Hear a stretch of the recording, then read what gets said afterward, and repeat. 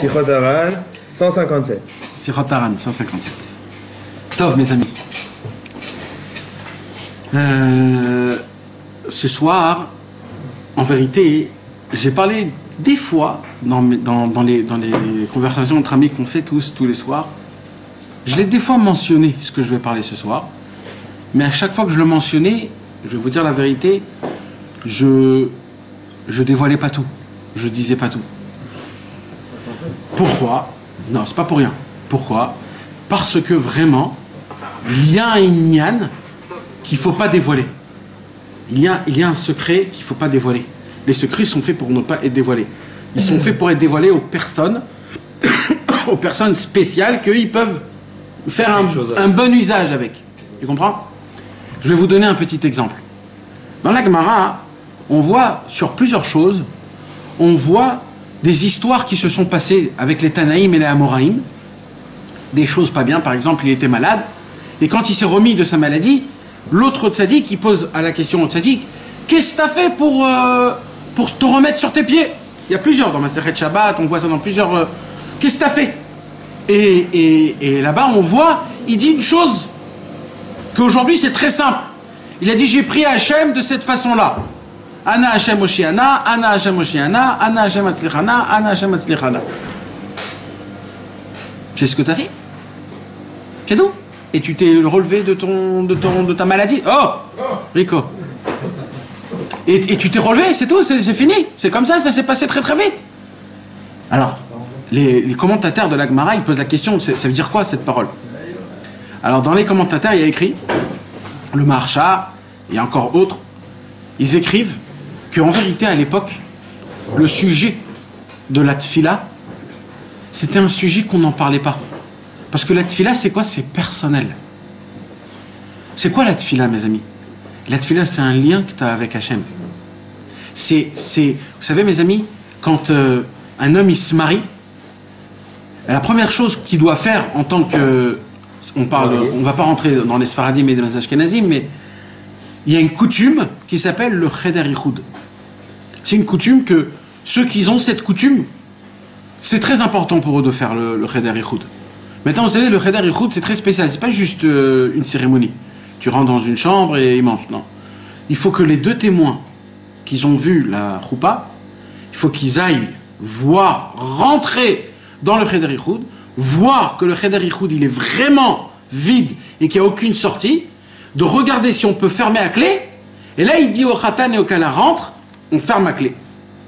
Il faut rester entre 3 et 5 minutes et après les témoins ils peuvent partir. C'est ça le vrai Cheder Yichud.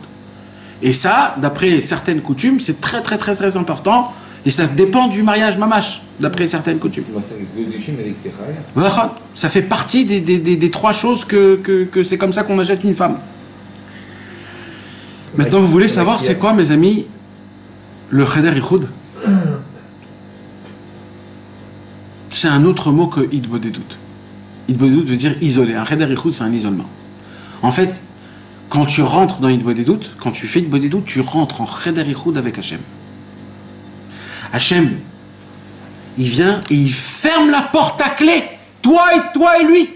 C'est pour ça qu'à Yom Kippour, le plus haut, ça s'appelle la Neila. C'est quoi Neila? Il ferme la clé, c'est toi et lui tout seul. C'est pour ça que le Hitbodedut, c'est tellement quelque chose de puissant. Et c'est très personnel. Très personnel. Ça veut dire quoi personnel? Hitbodedut, c'est pas le genre de choses que tu dois dire à ton ami ou à ton copain ou à... Bon, allez, je vais faire Hitbodedut, attends-moi que je reviens d'Hitbodedut, hier j'ai fait Hitbodedut. Tu racontes, toi, vous savez mes amis, le Cheder Yichud, c'est un mini... attendez, mettez point et virgule. Vous savez que dans le Beth Amikdash, il y a plusieurs niveaux. Il y a le Ezrat Nashim, c'est là où il y avait les femmes. C'est tout le coma en haut et une certaine partie en bas. Après la Ezrat Nashim, il y a Ezrat Israël. C'est quoi? C'est là où les béné Israël pouvaient. Après, il y a les Lévim, c'est là où il y a les madrigotes, les marches. Et après, il y a le Echal HaKodesh. C'est la très grande porte qui faisait 25 mètres de haut. 50 amas. 2 grandes portes, les portes je ne me rappelle plus comment ils s'appelaient. Et là, tu rentrais dans le Kodesh, et après avec Kodesh HaKodashim. Vous savez, mes amis, qu'est-ce qu'il y avait dans le Kodesh et dans le Kodesh HaKodashim quand tu rentrais dans le Kodesh HaKodashim? Dans l'entrée dans la porte là où tu rentrais, elle était très épaisse, la porte. Akadosh Baruch Hu a demandé qu'on lui crée une chambre que pour lui. C'est écrit. Et cette chambre, personne au monde pourra y rentrer. De base, elle est constituée d'en haut. On l'a construit d'en haut. On fait descendre par des choutines, des cordes. On faisait descendre. Il y avait quoi là-bas?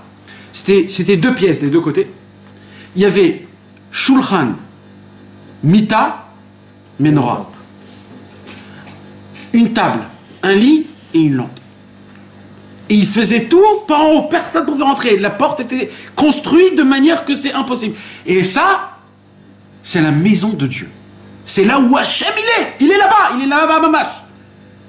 Quand tu passais dans le Echal HaKodesh, pour rentrer dans le Kodesh et Kodesh HaKodashim, même le Kodesh HaKodashim, Akadosh Baruch Hu aussi, il était là-bas. Mais on ne pouvait pas tous les jours rentrer. Tous les jours, il y avait juste la mitzvah des Ketoret. On rentrait vite fait, on sortait vite fait. Et dans le Kodesh HaKodashim, c'était une fois que le Kohen Gadol, qu'un moment pendant Yom Kippour, il disait à Ribono Shel Olam, il demandait 2-3 petites choses et c'était fini. Une fois dans l'année, on rentrait, c'est tout, c'est tout. Mais ça, dans les 2 pièces, c'était quoi? Là, personne n'a jamais rentré dedans. Comment ça s'appelle cette pièce-là, mes amis? Parce que vous savez que tout a un nom dans le Beth Amikdash. Cette pièce s'appelle le Cheder Amitot. Amitot. La chambre à coucher. Entre parenthèses, c'est une des raisons pour laquelle on ne fait jamais rentrer un invité dans ta pièce à coucher. Parce que la pièce à coucher, c'est toi et ta femme. Chambre à coucher. C'est le Kodesh HaKodashim. Personne ne rentre là-bas. On ne rentre pas. On ne rentre pas. Mais, mes amis, moi, où je veux en venir, Rabbeinu, il l'a dit comme ça. Rabbeinu, il a dit, quand un homme, il est avec sa femme, il y a écrit dans le Shulchan Aruch, c'est un moment de pudeur énorme. Tu peux pas dire à ton copain, ce soir c'est la Tvila, je peux pas venir, ce soir... on parle pas comme ça. C'est secret. L'union, c'est toi et moi, et c'est tout. Personne au monde. C'est pour ça qu'il faut le faire la nuit, très tard, avec la lumière éteinte, recouvert, etc. C'est pour que ça soit... Il y a même écrit que même s'il y a de la lumière de dehors, c'est pas bien. Même la lumière La rue. Non, la lune. Même si c'est pas bien. Il faut que ça soit que toi et elle, rien d'autre. Et Rabbeinu, il a dit, et c'est exactement ça, Idbo des doutes. Idbo des doutes, c'est toi et Hachem en Yichud, en Zivug. Quand tu es avec Akadosh Baruch Hu, tu dois le dire à personne. C'est que toi et lui. Ça doit être mamash intime. C'est ça le Idbo des doutes, parce que mamash, tu te unis avec Akadosh Baruch Hu, mamash. Tout le travail, c'est de se déshabiller. Comment? Pas avec des habits. Je parle dans l'Idbo des doutes, c'est de se enlever les couches, etc., etc. Maintenant, puisque c'est quelque chose qui est intime et qui est personnel, c'est pour cela, et ça c'est le Marsha qui dit, c'est pas moi, hein, c'est pour cela qu'on n'a pas vu dans toute la Gemara qu'ils ont institué la tfila de Shacharit, de Mincha ou d'Orvit. Comment va Maxime? Hoppa. Ça va? C'est 9h. C'est vrai? Bah, depuis, ça fait 3-4 fois. On ira à l'heure là, monsieur, vous croyez quoi? Ça va, frère?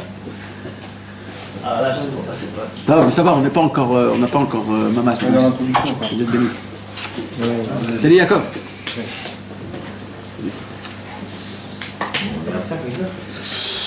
Alors, on fait le sioum un des chapitres du Sirat Haran. C'est important ce soir. Et alors c'est pour cela que le Maharsha il dit, il y a une question qui est très importante. C'est quoi la question qui est très importante? C'est comment ça se fait que la Gemara, les Midrashim, les Mishnayot, le Zohar ne nous a pas écrit un livre de prière, un Sidour. C'est qui a écrit le Sidour, mes amis? C'est bien après, c'est l'Assemblée de Jérusalem. Modéani lefanecha melech chai vekayam. Mais cet acte-là, Un check cet acte-là. Maintenant, la question, elle est énorme. Pourquoi dans la Gemara, c'est pas écrit, ça? Pourquoi on ne sait pas? Pourquoi ça a dû être plus tard, des années plus tard, qu'ils ont institué un sidour? Ben, le marcha, il répond, c'est très simple. Il dit parce qu'une prière, c'est intime. Je peux pas, moi, te mettre dans tes mots, qu'est-ce que tu vas dire? Parce que tu t'imagines, imaginez-vous, tu dis à ton ami, je voudrais demander ma copine en mariage. La prière, c'est la même chose. Alors écoute, imagine-toi, tu veux demander ta copine en mariage, et tu viens chez ton ami, et qu'est-ce que tu dis à ton ami? Dis-moi, qu'est-ce que je peux lui dire? Comment ça se fait? Mais t'es fou, quoi? Mais c'est ça tout le ignan, c'est que ça sort de ta bouche, fais-le. Je vais pas me mettre les mains, tu vas pas dire à ta femme je t'aime, parce que c'est ton copain qui l'a dit, t'a dit je t'aime. Tout le ignan avec ta femme, c'est que ça soit toi qui te parle. Donc normalement, de base, une prière, c'est hyper intime, c'est moi personnellement comment je parle à Hachem. Et c'est pour cela, mes amis, que la Gemara a dit que jamais on écrit une prière. Et qu'est-ce qui s'est passé? Ben, les gens, ils ont arrêté de prier. Et là, les Anshei Knesset Agdola, ils se sont dit, alors on a tout perdu. De base, on voulait pas écrire un livre pour qu'il prie. Et là, il prie plus. Alors on va faire quelque chose bon, pour pas qu'on perd le bout de la prière, on va écrire une sorte de prière. Mais ça a fait perdre l'idée des doutes aussi. Ça a fait perdre l'idée des doutes. C'est là où Rabbeinu Yivnu, il a dit l'idée des doutes, Imala Eliona ou Gdola, Minakol! Minakol! Plus haut que tout! Parce que en priant la prière, qui est énorme, c'est une obligation, c'est très important, chaque mot, c'est des secrets. On a déjà beaucoup parlé sur les mots de la prière le matin, que ça te constitue en vitamines spirituelles, ça te rend... Le schéma, on dit c'est Abraham, Israël. Nahon, le schéma Israël, c'est écrit dans la Torah. Mais tout ce qui est le Shmona Esrei, l'Amida, comment ça s'est fait? Ils ne connaissaient pas ça à l'époque. Et c'est pour ça que la Gemara dans Masechet Brachot, elle te dit, Rav, un tel, priez cette prière. Et on voit une petite prière, Yehiratson, Milfanecha, Shetatzileni, mi Adamra, mi Chavera, mi Shachenra, mi Pegara, mi Ainara, mi Lachonara. C'est ce qu'on dit le matin. Ça, c'était la prière, c'est tout ce qu'il priait. C'était ce qu'il pouvait te dire en général, mais c'était pas ses arguments, c'était juste ses demandes. Donc ça veut dire, on voit que mettre la prière, elle est intime. Ouais, pourtant, on demande d'être au minyan aussi. Alors que ça, c'est après que la Torah a été conçue, après que la prière a été écrite, que tout ça c'est venu. Le minyan, Kaddish, Barechou, c'est après que ça a été écrit. Parce que maintenant, ils ont dit, si chacun va commencer à prier chez lui à la maison, il va prier pas bien. Alors il faut que ça se fasse en équipe. C'est l'inverse de l'Idbo des doutes. Bon, bah oui, mais c'est ça tout le minyan. C'est parce que comme vous n'arrivez pas à appliquer l'Idbo des doutes, vous devez faire l'inverse maintenant. Puisque vous vous êtes tombé de tout. Donc vous allez demander 10 personnes, ça va se faire dans un endroit spécial, vous allez sortir la Torah, vous allez prier Béminyan, Kaddish, Barechou. Pourquoi? Parce que vous n'arrivez pas tout seul. Mais les grands sadikim y priaient tout seuls. Mais encore ça, c'est le Shulchan Aruch, il dit que c'est un hidour. Hein. Nachon? J'ai pas l'obligation de prier en minyan, nulle part, hein, c'est noté dans le Shulchan Aruch. C'est un chova de Kaal. C'est pas un chova de... C'est que si t'es 10 personnes que tu dois prier en 10 personnes. De base, la mitzvah, si t'es tout seul, tu dois prier tout Tu seul. dois prier. C'est une obligation. Nachon? Donc c'est très important ce Inyan. Donc de base, il a fait tout l'inverse. C'est là où Rabbeinu il vient. Et il dévoile le Inyan d'Idbo des doutes. Idbo des doutes, c'est quoi? C'est une prière énorme. Maintenant, Rabbi Nathan lui a écrit un Likutei Tfilot. Avec ce Likutei Tfilot là, il a ouvert toutes les portes qui étaient fermées de tous les temps. Il a découvert un truc comme on peut même pas s'imaginer. C'est quoi le Likutei Tfilot? Rabbi Nathan, il a dit, ils sont encore plus hauts que la 50e porte de la prière, il dit Rabbeinu. Il n'y a pas plus que 50 de prière. Il n'y a pas. Il y a 50 portes de prière. Il n'y a pas plus. Comment il dit? C'est plus haut. Parce que c'est même pas en contexte de prière. On va en parler, Bezrat Hashem. Maintenant, mes amis, je vous parle de tout ça. Pourquoi? C'est que notre problème, c'est que, malheureusement, on ne sait pas comment prier. C'est une des choses qu'on nous a jamais appris, Béhémet, comment il faut prier. C'est quoi les mots que tu dis? Comment tu dois argumenter? Est-ce qu'il faut argumenter? Est-ce qu'il faut dire donne-moi? Il faut dire donne-moi le mérite. Qu'est-ce qu'il faut dire? Comment il faut dire? On nous a jamais dit. On n'a jamais vu un film où qu'on nous apprend comment c'est que Idbo des doutes. On aurait vu Rabbeinu, qu'est-ce qu'il dit dans Idbo des doutes? On ne sait pas. Comment on fait? Comment ça se passe? C'est un problème. Mais tout le hidour, c'est que personne ne le connaît. C'est ça tout le inyan, c'est qu'on ne savent pas. Pourquoi? Parce que c'est intime. Ça doit être le plus profond de toi. Ça ne doit pas être quelque chose qui t'apporte. Maintenant, ça, c'est quand tout va bien. Mais quand, Chas Shalom, il y a des problèmes. Quand tu souffres. Quand t'es en galère. Et pas d'hier. Hein. Quand t'es en galère, ça fait des années. Shalom Aleichem. Brouchim Abaïm. Et c'est comme ça que ça doit être tous les mardis soirs. Hein. Amen. C'est pas pire ou quoi, Nathan? Il n'y a aucun livre, ça n'existe pas. Il n'y a pas écrit. Il n'y a pas écrit comment prier.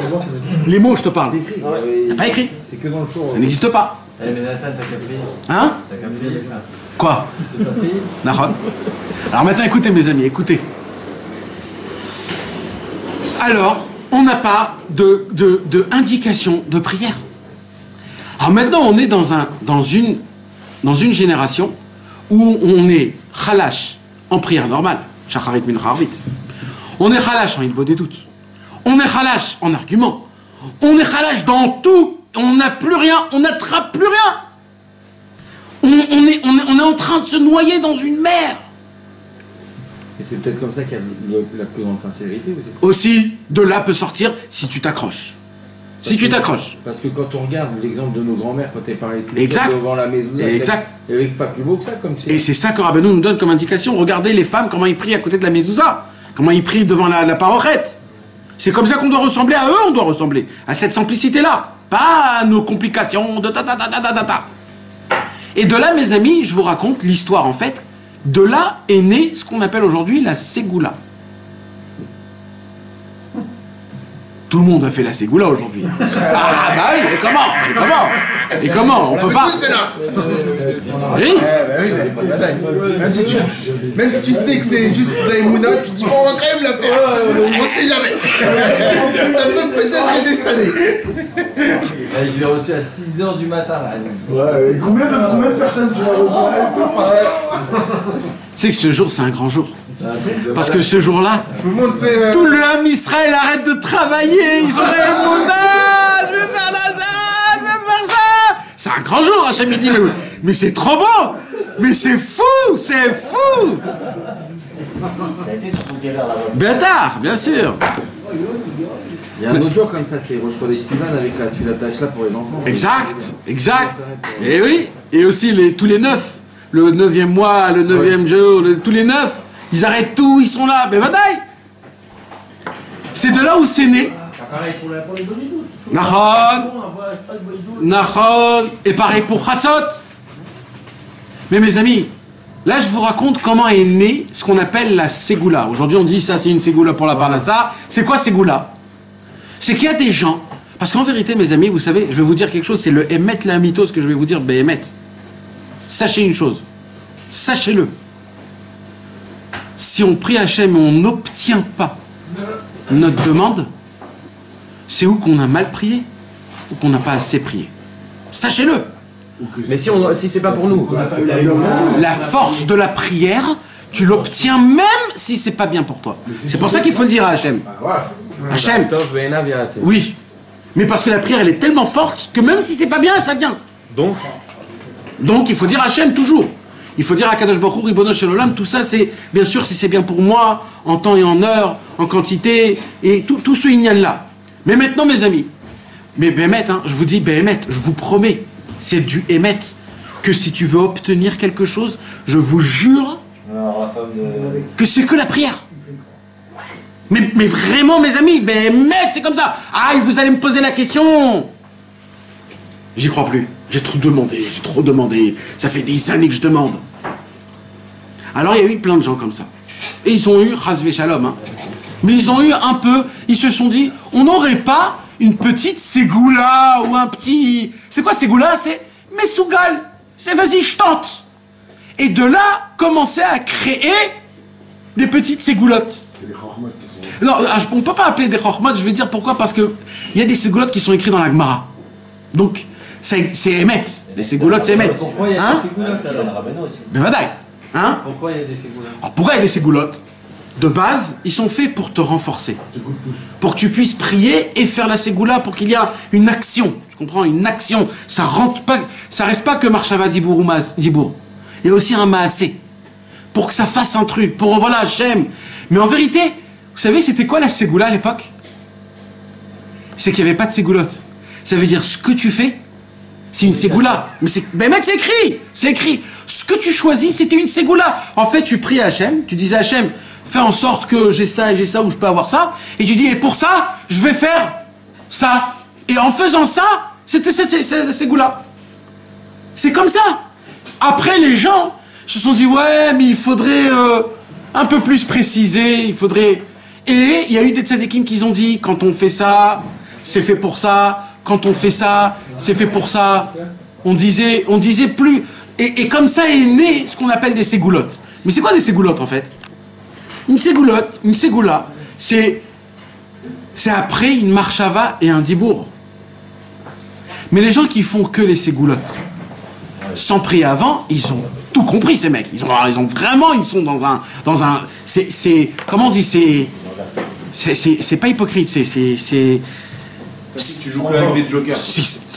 Non mais c'est marrant, ça veut dire t'as tout compris, le mec, il a tout compris, il a arrêté tout, il fait que la ségoula. De base, la ségoula, c'est un truc en plus. Après que t'as fait les prières, t'es allé chez les tzadikim, t'as demandé, après tu veux faire une ségoula, ok, alors ça peut rajouter un petit truc. Aujourd'hui, ils ont pris la ségoula, ils l'ont mis au haut de la pyramide, et voilà, c'est que ça. Mais ma pitam, ça fonctionne pas. Non, mais c'est à cause de la Torah business. Tous les mecs ont vendu les milliards pour rien du tout. Naran. Aujourd'hui, c'est comme ça que nous parlent les gens, les rabbinim, malheureusement. Et fait comme ça, j'ai tellement de trucs, j'ai envie de vous dire des mots et des gens et des... Tellement c'est... Non, il n'y a aucun ignan dans ça. Non, mais des exemples. On va parler de Rabbeinu, le Rocher, il va s'en aller, Bezrat Hashem, mais parce que ce que je vais vous parler ce soir... Il faut parler de la sortie d'Égypte. Ce qu'on va parler ce soir, mes amis, ça ne sera pas un cours que je vais le refaire et que je vais en reparler. C'est une fois maintenant et plus jamais. Ouais, mais alors t'envoies. Non, je vais vous dire, je vais vous donner les codes. Et si vous savez faire ce qu'il faut faire, vous allez voir beaucoup de bonnes choses. Mais qui sont mes amis? Il se passe quoi? Il se passe que, malheureusement, donc on est tombé aussi des ségoulottes. Alors, ma aussi, ma chamide barre. Qu'est-ce qu'on fait? J'en peux plus, ça y est, ok. Prière, Torah, tout ça. Je sais pas, j'arrive pas, je fais les ségoulottes, je fais ce que je peux, j'arrive pas à obtenir ce que j'ai besoin d'obtenir. La refoua, les enfants, le mariage, les problèmes, l'argent. Comment je fais? Ribono shel olam. Comment je fais? On ne m'a pas dit, parce que mes amis, sachez une chose, tout ça c'est un manque d'émouna. Hein. Parce qu'un homme qui parle sincèrement et qui dit ce qu'il dit, ça fait son effet, les gars, ça fait son effet. Ça fait son effet. Tout le problème, c'est qu'on manque d'émouna. On a besoin d'être superstitieux. C'est ça le mot? Ouais. C'est ça, on veut des petits trucs et des combines, comme les Indiens. Et le truc du Michouin, et le truc comme ça, et mais où vous allez? Hachem, il est pachout, Hachem, il est simple. Et tout ça a été fait aussi. Pourquoi? Personne n'a posé la question, pourquoi? Pourquoi tout ça? Parce qu'en fait, une prière, mes amis, c'est quoi? Une prière, c'est ça sort de ta bouche. Une pensée, une volonté, quelque chose de très très beau. Et dès que ça sort de ta bouche, mes amis, sachez-le, hein, c'est des choses qui sont écrites. Rabbeinu, il dit, quand tu sors de ta bouche, plus c'est à voix haute, plus ça fait plus d'effet. Il dit, Rabbeinu, parce que l'air que tu vas sortir de ta bouche va frapper. L'air, et l'air va frapper, l'air, et l'air, c'est comme un... comme un domino. Et c'est surtout si l'air il est pur que ça se transmet. Alors, de base, il doit faire quoi? Il doit monter jusqu'en haut. Et il y a des mondes, mes amis. Maintenant, dans ce chemin-là, il y a plein d'anges qui ont été créés de tes actions, bonnes ou mauvaises. Il y a tous les autres. Vous savez qu'en haut dans le ciel, il y a des bouchons spirituels. C'est pas qu'ici à Tel Aviv qu'il y a des bouchons. Là, c'est des vrais bouchons. Et le problème, c'est que dans les bouchons spirituels, les mecs, ils sortent de leur voiture et ils se tapent. Ça veut dire, ça se peut que tu pries Hachem et ta prière, elle arrive dans 15 ans. Parce qu'elle était prise dans un bouchon. 15 ans, En haut, c'est comme ça, mon frère. En haut, ils ont pas le temps. Ils ont... Hein? Alors, Rabbeinu, il a dit, quand tu t'attaches au tzaddik, c'est comme si que tu prends ton téléphone, tu mets le Wi-Fi connecté, t'es connecté. C'est Rabbeinu qui vient, il prend ton... Mais maintenant, mes amis, notre problème à nous, c'est quoi? C'est que donc, même la prière compris, il faut qu'elle soit avec une marshava, une pensée à 100%, une sincérité. Il faut que toi, tu sois avec des bonnes actions. Il faut que tu te conduises. Il y a beaucoup de tnaïm dans ça. Et nous, malheureusement, on perd toutes ces choses-là. Parce qu'on n'est pas là. Encore une fois, je répète, parce que c'est très important. Un juif, ça suffit d'un cœur sincère. Même si c'est le plus grand rachat, c'est fini. Mais tout ce problème, c'est parce que nous, on se dit ça. Pas parce que c'est un problème. C'est nous qu'on a créé ce problème. Donc là, je parle aux gens qui ne croient pas à la prière sincère. De tout homme, de tout endroit, de toute manière. Et on a tous un peu ce ignan. Ouais, mais il faudrait dire ça comme ça. Mais je me suis mal conduit, donc je n'ose pas trop demander. C'est ça notre problème. Et à cause de ça, malheureusement, on souffre. Et on arrête de prier. Et on espère. Voilà, ou jusqu'à qu'on désespère. Je m'arrête là, maintenant je commence un nouveau truc. Quant à Kadosh Baruch Hu, Écoutez le cours. ben mes amis, mettez un point ici, et rappelez-vous de ce que je vous ai dit, maintenant je passe à un autre truc. Vous savez qu'est-ce qu'il y a écrit? J'ai lu ça il n'y a pas longtemps dans le Sefer Akane. C'est quoi le Sefer Akane? De Rabbi Nechunia ben Akana. Un livre des Tanaïm, un livre énorme. Et il dit comme ça: la Torah, c'est l'ombre de Dieu, et le monde, c'est l'ombre de la Torah. Comme ça, il y a écrit. Vous avez compris? La Torah, c'est l'ombre de Dieu, et le monde, c'est l'ombre de la Torah. Non, ce qu'il y a dedans est pourri. Le monde en lui-même, c'est l'ombre de la Torah, l'ombre de Dieu. Ça veut dire quoi? Il dit Rabbi Nechunia ben Akana. Il dit comment Dieu a créé le monde. Comment il a créé le monde? Il y a une explication à tout. C'est pas juste rien comme ça. Katou istakal beraita ou bra'alma. Comment Dieu il a créé le monde? Les arbres, le soleil, la shkia, comme on dit. Le coucher du soleil beau, avec le soleil de toutes les couleurs, des trucs de fou, les pingouins, les trucs, tout ce que Dieu a créé dans un monde aussi beau. Les insectes, les mille pattes, les cafards même, ils ont tous un travail, ils ont tous C'est qui a créé ça? Akadosh Baruch Hu, d'où il a pris ça? Il a regardé la Torah, et en regardant la Torah, le monde s'est fait de cette manière. Ça veut dire en fait que tout ce qu'il y a dans ce monde, c'est de la Torah. Tout, c'est de la Torah. Rabbeinu, il dit, c'est très fort ce que tu es en train de me dire. C'est qu'en fait, une branche d'arbre, c'est un morceau de Torah. Ça veut dire, il dit Rabbeinu, que nous on dit que tout est fait d'atomes, protons, neutrons et électrons.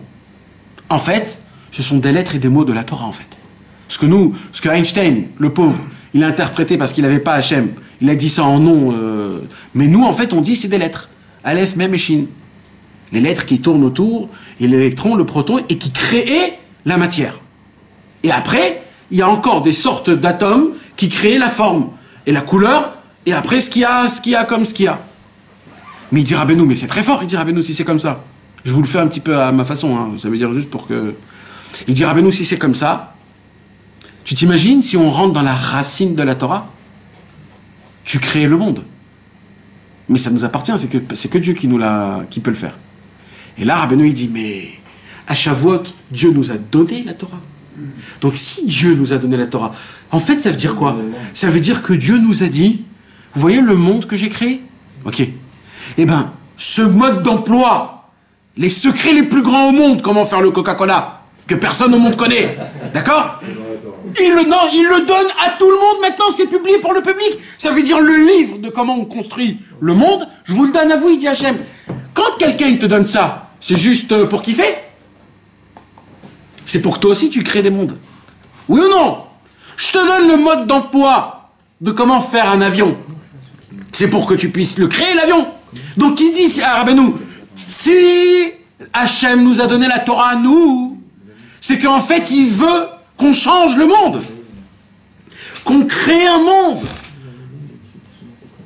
Maintenant il va encore plus loin, Rabbeinu. Il dit maintenant dans le monde il y a la création, Mais à part la création du monde, il y a aussi ce qu'il y a dans le monde. C'est quoi? C'est la bria, c'est-à-dire tout ce qui est vivant. Les insectes, les vaches, les lions, les girafes, les êtres humains, les oiseaux, les microbes, tout ce qui est vivant. Dans chaque vivant, il y a une sensation. La sensation, c'est la seule chose aujourd'hui physique qu'on n'arrive pas à expliquer. Comment tu es amoureux, comment tu es peureux, l'émotion, pardon. C'est l'émotion. Ça s'appelle Neshama. C'est la Neshama qui te donne ça. Ça, on ne peut pas l'expliquer, l'émotion. Maintenant, mes amis, il dit Rabbi Nachman de Breslev, si Akadosh Baruch Hu a créé un monde comme ça, avec des êtres humains comme ça, avec des émotions, c'est que même les émotions, ils sont dans la Torah. C'est qu'en fait, tout est dans la Torah. Maintenant, il dit Rabbeinu, donc, on devrait utiliser ça. Mais comment tu utilises ça? C'est très difficile. Alors Rabbeinu, il dit, c'est pas très difficile. Parce que Moshe Rabbeinu, il a dévoilé le concept simple.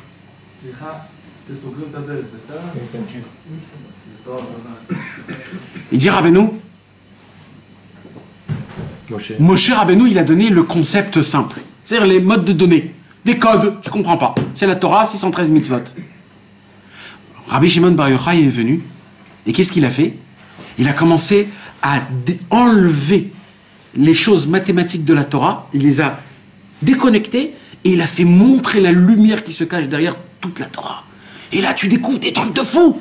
En fait, il est en train de t'expliquer la formule, comment créer un monde, un homme, et des sensations, des choses, et de créer. Le Harizal, il a encore plus déconnecté la chose.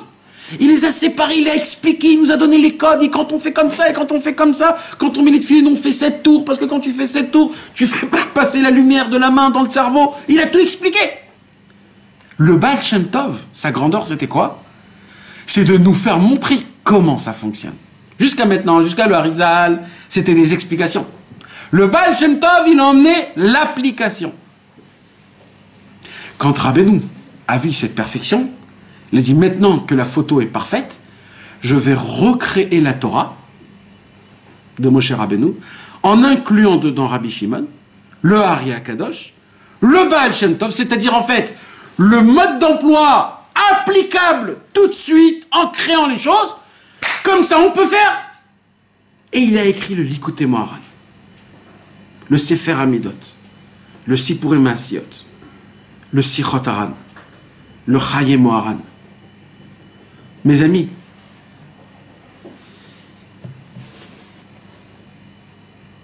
Rabbeinu est tombé malade, et quand il est tombé malade, il était malade des poumons.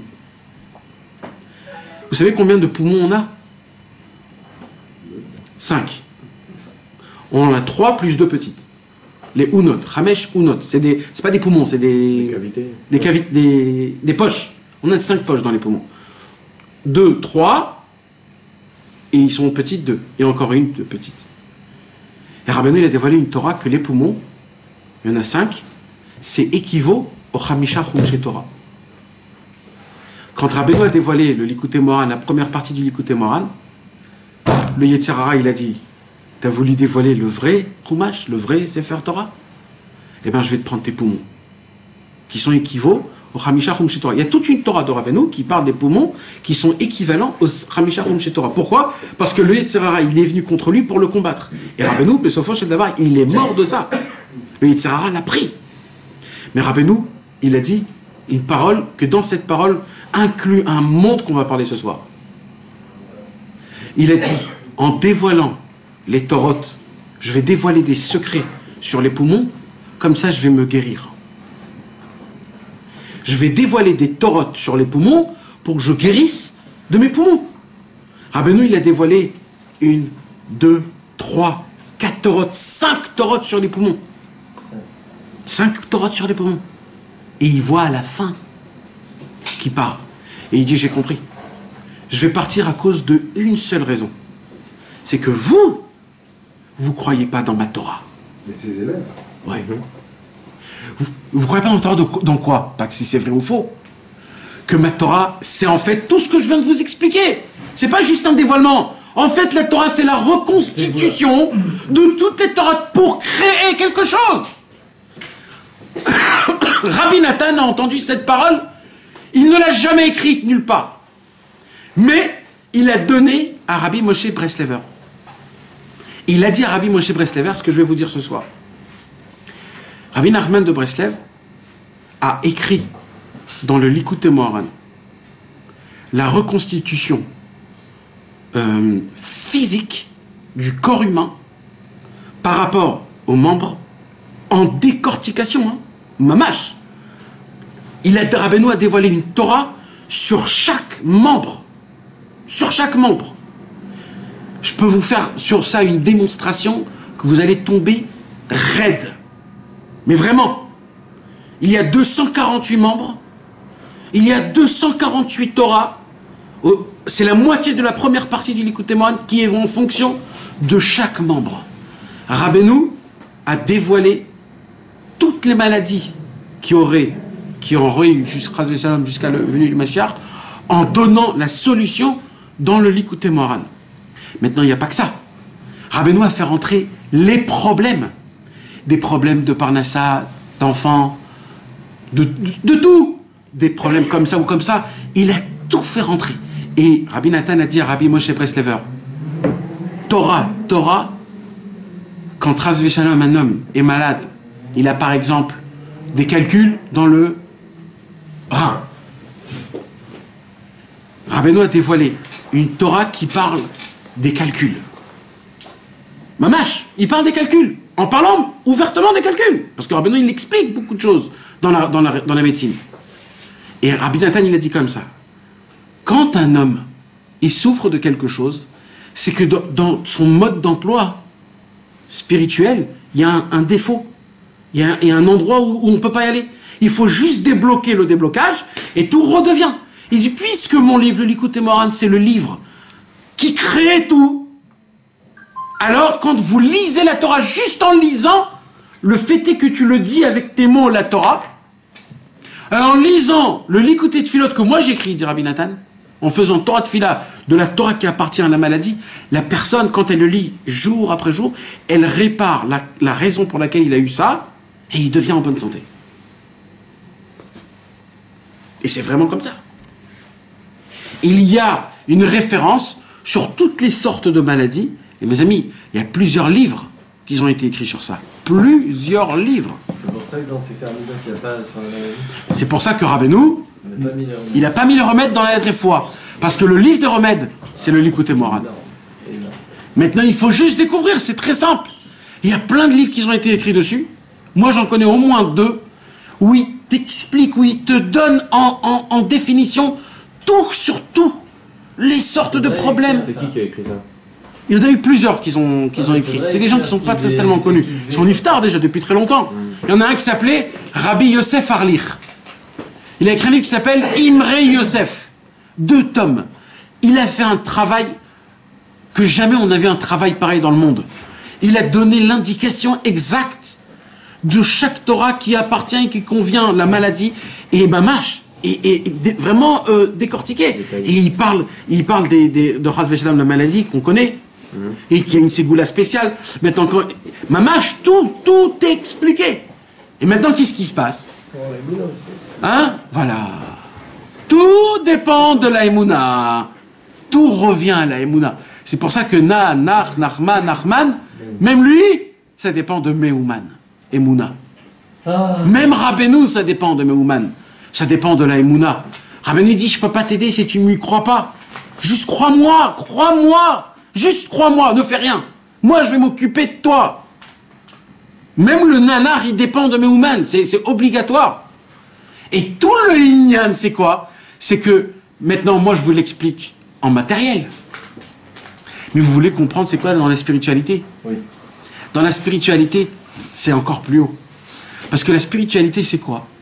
Il dit, et ça c'est Rabbi Israël qui a rajouté, il dit dans la spiritualité, quand tu as un problème, tu es en colère. Tu ne veux pas être en colère. Il dit, Rabbeinu, c'est très simple. Tu cherches la Torah de la colère. Tu lis la Torah de la colère sans comprendre, hein, parce que c'est pas une de comprendre. Là, on parle pas d'en comprendre. Là, on parle, c'est un mot magique. Avant de te mettre en colère. Non, quand tu sais que tu es en colère tout le temps, tu sais, tu te dis, j'en peux plus. Tu prends la Torah de la colère, tu prends la tefila de la colère, et tu commences à la lire. Et tu vas voir qu'il y a un vrai travail sur ça. C'est vraiment une formule magique, mais vraiment.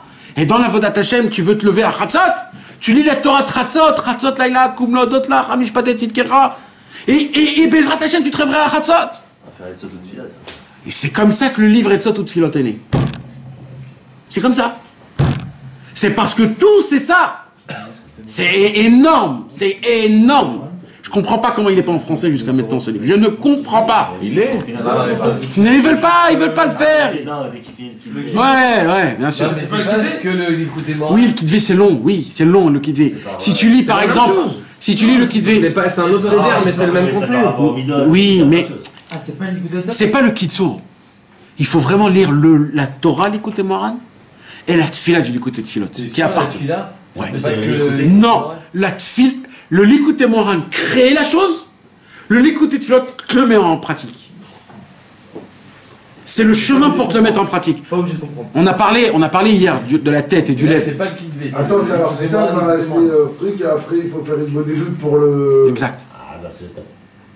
Ça, t'as atteint un niveau. Et mes amis, je vais vous dire quelque chose. Moi, Likutei-Moharan, oui, mais là ce qu'il dit, c'est ça qu'on veut le livre Likutei-Moharan, maintenant, moi, mes amis, je vais vous dire quelque chose. Moi, personnellement, j'ai vu des miracles. On ne peut pas comprendre les miracles que j'ai vus par rapport à ça, à ce point-là. Mais vraiment, des choses qui font très peur. Tellement ça a un effet. Rabbeinu, quand il nous a laissé un Likutei-Moharan, c'est pas juste un Likutei-Moharan qu'il nous a laissé. C'est une vision, des conseils. C'est beaucoup plus que ça. On peut pas s'imaginer le cadeau que Rabbeinu nous a fait. Parce que, vous savez que si tu as envie de gagner dans un jugement, il y a aussi une Torah qui, quand tu lis cette Torah, tu gagnes au jugement. Ah, il a besoin. Ouais, c'est vrai. Ouais.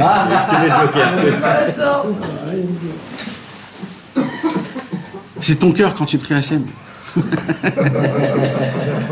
Par exemple, comme tu as dit, les reins, les n'importe quoi. Ouais. Il n'y a pas, par exemple, dans les Etzot Tfilot, il n'y a pas de. Non, ça c'est le problème des Etzot ou Tfilot. On a vu que vas-y là. Dans le Likutei-Moharan, Imre Yosef. ouais. Il te le dit, et Mamash, il te dit dans quel problème, c'est quoi. Si tu n'arrives pas à respirer, si tu n'arrives pas à dormir, si tu n'arrives pas... Mais c'est vraiment un livre de médecine. Il te dit le calcul, s'il est dans le rein, s'il est vers le côté du pipi, s'il est vers le côté d'en haut, il est dans quel... Mamash, il te dit... Mais ça, c'est une Torah qui dit ça? C'est des Torahs. Oui, mais Il a des Torahs Torahs pour chaque chose. Et dans la maladie, dans chaque chose. Et quand Chas v'Shalom, quelqu'un est atteint du Chas v'Shalom de la maladie, il y a une Torah spéciale à faire pour la maladie, et il y a une Torah spéciale à faire pour l'endroit là où il est la maladie. Et après, il y a une Torah pour ne pas souffrir. Mais ça, c'est dans Likutei-Moharan. Dans Likutei-Moharan, ce petit livre-là, Likutei-Moharan, il y a... Toutes les maladies. Et c'est simple. La maladie, elle existe. Aujourd'hui, quand tu rentres dans une pharmacie, il y a bien des cachets pour ça. Le Likutei-Moharan, c'est 1 milliard de fois plus que ça. Et efficace. Efficace. Il y a la racine. Hein? À la racine. À la racine. Mais la maladie, elle existe. Mais le sommaire, tu l'as où? C'est ça que. Eh ben, Rabbeinu a parlé de la maladie même avant qu'elle ait existé. Torah Aleph et Lekbet. Bakasha, tu l'ouvres, tu verras. Bakasha. Ouais, Likutei-Tfilot, il est bouillant. Et tu verras, mon frère. C'est à combien en... Torah Aleph et Lekbet. C'est à combien en chiffres? C'est la La première. première Torah de la deuxième partie du Likutei-Moharan. La première Torah. Non, celui qui a mal demain, il a un peu mal au genou. Où il va trouver maintenant? Alors comment ça se passe? Ça se passe que Rabbeinu nous a appris de prier déjà. Rabbeinu nous a appris de faire une bonne doute. Rabbeinu nous a appris encore une fois tout ça, mes amis. L'essentiel de tout, c'est de se revenir à la racine. La racine, c'est quoi? C'est toute l'explication de la Parashat Haman, c'est ce que je viens de vous expliquer. Aujourd'hui, les gens, ils lisent Parashat Haman. C'est la Ségoula Parnassa, c'est la Ségoula de la Parnassa, c'est la Ségoula de la Parnassa. Il y a un Likutei-Moharan, alors, sur- Mais vous savez, mes amis, que de lire la Parashat Haman, c'est pas ça qui va vous faire gagner de l'argent. Vous n'allez pas gagner d'argent avec la Parashat Haman, hein. Sachez-le. Vous n'allez pas gagner de l'argent. Vous allez gagner une seule chose. De la confiance en Hachem. Tu as moins de prendre la tête à la. Exactement. Que j'ai tout ce que je veux. À Rosh Hashanah, si on a la BMF, la Emouna, il a dit attends à gagner. Tu montes, tu descends, il n'y aura pas plus. Non, mais Si, ça, tu peux changer. ça c'est. La prière, elle peut changer. Ok, la prière, elle peut changer. Non, Mais de base, Tu Nachon. travailles plus. Nachon, oui, Rabbeinu dit, tu peux travailler 1 milliard de fois plus, tu gagneras pas d'argent. Non mais Nathan, surtout dans la parachat Aman, à la fin, il te dit bien, dis à Aaron qu'il met une corbeille et que ça soit un souvenir pour tout le monde. Exactement. Je sais pas, ça veut dire... C'est le plus fort, ça. Mais non, mais c'est Tinsen et Taman, c'est le plus fort, ça. Ah, j'ai pas- c'est quoi C'est l'essentiel de ça. C'est que Aaron, il dit, Ils ont pris la main, ils la mettent mets dans une... dans un petit. Dans un poché, il dit à Aaron, un flocon. une petite corbeille, comme ça toutes les générations ils se rappelleront que la manne elle est tombée, c'est-à-dire récompense à Garde-en un morceau pour en témoignage. Mais pourquoi? Pour la Emouna. Rappelez-vous, il y a écrit le prophète Jérémie, quand on galérait à la destruction du temple, le prophète Jérémie, il est parti dans le Beth Amikdash, il a enlevé les chérubins, parce qu'ils étaient dans le chérubin, le flocon. Ils sont où là en ce moment? Ils sont à Rome. Aujourd'hui, c'est à Rome. Mais il a pris le flocon de manne, il a dit, oh, vous vous rappelez pas de ça? C'était vos grands-pères. On a vécu, on a mangé rien que ça. Et vous me posez la question, problème de Parnassa, problème de Parnassa. Mais de quoi tu me parles? C'est Hachem qui donne la Parnassa. Que tu fais ou que tu fais pas. Vous avez vu une fourmi qui dit j'ai un problème de Parnassa? Il se casse pas la tête, la fourmi. Elle se dit Hachem va me donner. Il dit pas ce que je vais manger demain et après-demain. T'as déjà vu une vache qui est handicapée parce qu'elle ne sait pas quoi manger? Elle se dit qu'est-ce que je vais faire? Ça n'existe pas un truc pareil. Hachem s'occupe. Et est-ce qu'on va dire qu'Hachem ne s'occupe pas de ses enfants? Le père le plus horrible, il s'occupe de ses enfants. Akadosh Baruch Hu, que lui, il nous a tout donné. Et il nous donne dans la faute, et il nous donne partout, tout le temps. Lui, il va pas s'occuper de nous. C'est parce que tu veux kiffer ta race que tu as envie de flamber de l'argent et d'aller à droite à gauche et de faire des trucs comme ça. C'est des surplus. Mais c'est ça le Inyan. Tout le Inyan, c'est quoi? C'est que il existe. Ça, dans la Torah, elle créait, mes amis. Elle crée la Torah, elle ancrait la chose. Rabbeinu, il dit, c'est la première Torah du Likutei Moharan, Torah Aleph, Nachat, Nun, c'est la Malchut, Chet, c'est la Chorma, Tav, c'est la Chakika. C'est quoi la Chakika? C'est le grave, ça se grave. Il dit Rabbeinu, quand un homme, il étudie la Torah, qu'est-ce qu'il fait quand un homme il étudie la Torah? La Torah lui amène de la grâce. Quand un homme, il vient demander quelque chose à son ami. Comment ça va? Ça va? Très bien, Baruch Hashem. J'aurais un petit truc à te demander. Ah bon, quoi? J'ai très honte, mais tu pourrais pas me donner peut-être 1000 shekels à me prêter? Alors là, il va se passer deux choses. Si cet homme-là, il est gracieux, il va lui dire, Bevadaï, mon frère. Mais si ce mec, il a fait d'une manière pas comme il faut, ça va l'énerver de donner. Il dira, ben non, en fait, tout c'est la grâce. Esther, mes amis, vous savez qu'il a écrit que Esther... C'est normal d'avoir cette position-là. De quoi? Quand il te C'est pas toi, c'est lui qui reflète la chose. Écoute, il a écrit que Esther à Malka, on est à Purim, la Bezrat Hashem. Esther à Malka, elle était pas belle, hein? Il n'avait pas écrit qu'elle était belle. Elle était pas belle, Esther. Il a écrit qu'elle était verte. Comme ça écrit. Rachid dit c'est quoi verte? C'est quand elle est malade. Tu sais, quand t'es malade, t'es pâle. Elle était verte. Esther était pas belle. Mais elle avait jeûné 3 jours, c'est normal. Non mais de base, elle était pas belle. Alors qu'est-ce qu'a écrit dans la Megillat Esther? Comment ça se fait qu'il avait choisi? Il a fait? Comment il a choisi? Comment c'était la plus belle au monde? Il défilait, je sais pas quoi. Il défilait, il y avait un défilé de mode. Et Esther qui était pas belle, elle est passée, on a dit que c'est elle, comment? Qu'est-ce qu'il y a écrit dans la Megillat Esther? Vatisachen Vachesed lefanav. Qu'est-ce qui s'est passé?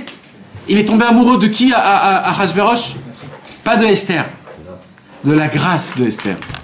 Esther, elle avait... Vous savez, je sais pas si on... C'est très difficile à expliquer, mais il y a une beauté. Bon, un jour, on a expliqué tout ça. De l'eau, s'il te plaît. Ah ouais, c'est fait pour manger, hein, mes amis. C'est la... C'est important. C'est important de manger. Pour la Iloula de Rachash. Exactement. Bishalom Sharabi. Ah ouais? C'est le rachage ce soir. C'est important de manger tout le monde. Alors fais une bracha pour Bezrat Hashem. Tu veux quelque chose? Non, je peux pas, moi. Alors maintenant, mes amis... De l'eau chez Voilà. Alors, mes amis, 0. qu'est-ce qui se passe? Et j'étais où? La grâce. Ah! Qu'est-ce qui s'est passé? Il y a la beauté d'une femme. Dans le Tanakh, on explique la beauté. Dans Sarah, il y a écrit, c'était la femme la plus belle. Il y a écrit, Yefet Toar, Veyefat Mar'e. Elle était belle en Toar Toar, c'est le dessin, c'est la forme de comment elle est la figure. Et Mar'é, c'est les yeux, le nez et la bouche. Il y a deux, d'après la Torah, il y a deux beautés dans une femme. Il y a la forme de la femme, du visage de la femme, parce qu'on ne parle pas, Chas v'Shalom, du corps. Une beauté chez une femme, c'est sa figure. Et surtout les yeux. On dit quand elle a des beaux yeux, encore une fois, je ne parle pas de tout ça, parce que vous, après, on va penser à des choses pas bien. Mais on parle dans la Torah, dans la sainteté, on va rester comme il faut. Donc il y a la beauté qui est la forme de la figure, et il y a la figure en elle-même. Et on voit chez Esther, elle avait ni ça, ni ça. Ni la forme, ni... Elle n'était pas belle. Mais qu'est-ce qu'elle avait alors? Pourquoi elle était Ashratverosh? Vatisaren vachesed lefanav. Il y a des fois, tu vois une femme qui n'est pas belle, mais quand tu la regardes de loin, tu vois quelque chose de grâce. Non, mais tu vois quelque chose, tu vois une grâce, ouais. Tu vois une grâce, c'est-à-dire tu vois Un charme. un charme. Je sais pas, en hébreu on dit bipchitout, chen. Elle a du chen. Elle a du charme, ouais. C'est soit elle a du charme. Du chlou, exact. On a tout dit en yiddish, qu'est-ce qu'il faut dire Ashheine. Et alors, Bekitsour, mes amis, eh ben c'est ça le chen. Il dit Rabbi Nachman, première Torah du Likutei Moharan. Quand tu demandes à Hachem, le minimum que tu demandes, c'est d'avoir de la grâce. Parce que si tu demandes sans de la grâce, peut-être tu ne vas pas le recevoir. Alors il dit Rabbi Nachman, qu'est-ce qu'on fait? C'est pour ça qu'il faut étudier la Torah. La Torah, elle te donne du chen. Et quand il dit Rabbeinu, quand tu étudies la Torah et que tu pries Hachem, Torah Tfila, tout le concept de Kitvé, quand tu fais Torah Tfila, tout le concept de la Ségoula qu'on a dévoilé ce soir, tu crées le chen, mais quel chen? Le chen en fonction du problème. Ça veut dire que le problème en lui-même, il a une beauté. Et là, Kadosh Baruch Hu dit, oh, mais c'est ça que je dois réparer. Et il te dit, là. Et là, t'as Yeshua. Pourquoi? Parce que t'as mis la grâce dans le problème. Et après, tu fais le Likutei Tfilot, qui est la prière, pam, tu éclates la truc, il n'y a plus rien. C'est fini. Non, mais c'est dommage. C'est comme ça que ça se passe. C'est dommage qu'on a... Alors, en vrai, Likutei Moharan. Je veux dire... Le Kitvé, on est obligé de le faire tous les jours, ça c'est mis à part, c'est un inyan. Maintenant, après, il y a un autre inyan, c'est ça, c'est le concept de Torah Tfila, mamash. Mamash, le concept de Torah ou Tfila. De le faire en... Mais ça, mes amis, c'est très beau, bien pour le matériel. Mais la spiritualité. Rabbi Israël Cordonneur, il a dévoilé un secret qui casse et qui brise tout le Yetzer Hara qui existe dans le monde, mes amis. C'est le Emet la Mito. Ça casse et ça brise tout le Yetzer Hara du monde. À l'époque, on avait une question, comment on fait pour tuer le Yetzer Hara? Aujourd'hui, on a la réponse. On peut tuer le Yetzer Hara, mais on ne le fait pas parce qu'on a peur. On veut continuer à manger des briques à l'œuf et des mlouchia et des... On veut continuer à manger. On veut pas nous dire, non, ça me suffit du pain. On veut continuer à manger ça. Alors comment on fait? Alors, le Inyan, c'est quoi? C'est de prendre le Torah et le Tfila. En plus de ce que tu fais, parce que c'est mis à part. Et de le faire, Ribono Shel Olam. Je le fais pour mon Tahavat Achila. Je suis tombé dans Tahavat Achila, ben regarde. Maintenant, mes amis, je vous promets, si on avait les lunettes... Hein? Exactement, ça fait son effet. Ça fait son effet. Et il y a les Sipurim Massiot. Chaque histoire, c'est un truc. Mais mon frère, c'est pas quelque chose de petit. C'est vraiment des choses ça crée vraiment. Après, tu lis toute la journée, t'as plus le temps. Pourquoi Rabbeinu, il a dit que dans une maison où il y a un Likutei Moharan, cette maison ne peut pas brûler? Comment il a dit un truc pareil? On brûle déjà avec le feu de Rabbeinu. Non, mais c'est quelque chose. Vous savez que ça a été prouvé plusieurs fois, hein? Likutei Moharan. Non, mais il n'y a pas que ça, mais des trucs de fou, mais vraiment des trucs de fou. Moi, j'ai vu des trucs de fou. Chas v'Shalom, une souka qui a pris feu. Même contre les voleurs, c'est... Contre les voleurs, Rabbeinu, il dit, c'est une shmira. Chas v'Shalom, mais là, le magasin, là... Ouais. C'est une très grande question, c'est pour ça, ils ont parlé de ça. Et ça, c'est la plus grande preuve, parce qu'il s'est passé plein de choses cette semaine. Non, il s'est passé plein de choses. Il y a eu lui qui est mort à l'âge de Israël Pinto. Il y a eu... Quoi, qu'est-ce que t'as dit C'est pas une maison là-bas, c'est une famille. Ouais, mais comment il peut brûler? Comment le feu peut brûler quelque chose comme ça? Une maison en bois. Ah, d'accord, mais c'est un stock de Likutei Moharan. C'est qu'il y a le livre, il n'a pas été ouvert, il n'a pas... C'était pas qu'il y avait le livre, c'était qu'il y avait... Le Likutei Moharan, il n'a pas été brûlé. Il y avait pas Ashrecha! Chazak! Il a dit un truc de fou là. Il a dit quoi? On a étudié, mes amis, vous savez qu'un livre, un jour, moi je suis allé au Marsan du Keren. Déjà, Stam, mes amis, je vais vous dire un petit secret, si on est en train de dévoiler des choses. Après, je viens plus, hein. La semaine prochaine, il n'y aura pas, parce qu'il n'y aura pas. Donc, vous savez que s'il y a le Marsan du Keren de Rabbi Israël, celui qui veut que ses prières soient exaucées, qui va là-bas et qui prie entre les livres. Là-bas, il y a des murs, des rues de livres, toutes petites. Là-bas, c'est un endroit où tout le Ham Israël reçoit la lumière. C'est là-bas où, tu sais, c'est le béten, comment on dit, c'est le ventre du bateau. C'est là où il y a les machines les plus grandes. C'est là-bas que ça se passe. C'est le fous, là? Ouais, à Meacharim, dans cette petite... Je sais pas si vous connaissez. Non. Vous n'êtes jamais allé là-bas. Il est ouvert 1 heure par jour. 1 heure par jour. Ouvert pour ça ou? Non, mais non. Ça c'est personnel, ce que je vous dis. Et c'est le monsieur qui travaille là-bas. Il n'est pas payé, il ouvre 1 heure par jour. En fait, il se dit, moi je sais ce qu'il y a ici. Moi je sais ce qu'il y a ici. Là-bas, c'est un truc de fou. On peut même pas comprendre ce que c'est. Mais c'est vraiment un truc de fou. Bon, et alors? Mais Kitsour, ce que je voulais vous dire... Ce qu'il a dit? Là-bas, t'as trouvé un livre, t'as vu un livre. Non, t'as été là-bas au Marsan. Quand j'ai vu au Marsan, j'ai vu que le petit-fils de Rabbi Israël, le Rav Amram Hurwitz, quand il voulait prendre un livre, il montait sur les livres avec ses pieds. J'ai vu ça. Je me dis, mais c'est quoi ce truc-là? Comment il foule. Non, mais comment ouais, quoi, c'est quoi? Et j'avais très honte de dire. Et après, j'ai posé la question à quelqu'un. Il m'a dit, mais t'as pas compris. Il dit, un livre de base, de Kodesh, de Sefer Torah Kodesh, tant que tu l'as pas ouvert et t'as pas lu dedans, le livre, il n'est pas Kadosh. Il n'y a rien. C'est au moment où l'homme, l'être humain, il l'ouvre, il lit, qu'est-ce qu'il fait? Il allume le livre d'une lumière d'en haut. D'un coup, les lettres brillent. Et là, le livre, il ferait son emploi. Et la preuve de ça, c'est donc le Likutei Moharan. Quand tu lis, ça fait de l'effet. Donc, alors maintenant... Exactement, c'est ce qu'il vient de dire, lui. C'est ce qu'il vient de dire. C'est qu'en fait, Kaniré, que comme c'était des livres qu'ils n'ont jamais été... Parce que c'était à vendre, donc ça a pu prendre le feu. Donc, si Chas v'Shalom, un Likutei Moharan se brûle, c'est qu'on ne l'a pas ouvert. Il l'a mis dans le livre. Voilà, mamache. C'est énorme. Mais bon, il y a quand même... Non, mais c'est certain, parce qu'ils ont dit que Chas v'Shalom, il y a eu une perte chez tous les Chassidés Breslev pendant cette semaine-là, et chacun il a payé. On a tous payé, malheureusement. C'était une semaine qui était très difficile. Et ils ont fait une journée de Hitorerut les Tchouva à la Grande Breslev, de Tchouva, Maasim Tovim, parce qu'il y a eu ces choses-là. Et le Keren et tout, parce que c'est très grave que les livres de Rabbeinu se brûlent. C'est quelque chose de vraiment très très grave. Donc c'est nous tous qu'on doit faire Teshuvah. Bamash, mes amis, on doit tous faire Teshuvah qu'il s'est passé ce qui s'est passé. Que Dieu nous en préserve. Parce que, en tout cas, mes amis, c'est ça ce que moi je voulais vous dire sur le Inyan de la Ségoula, de la Torah du Likutei Moharan. Et vous savez qu'il y a une Torah, Rabbeinu a dévoilé une Torah sur chaque doigt des doigts.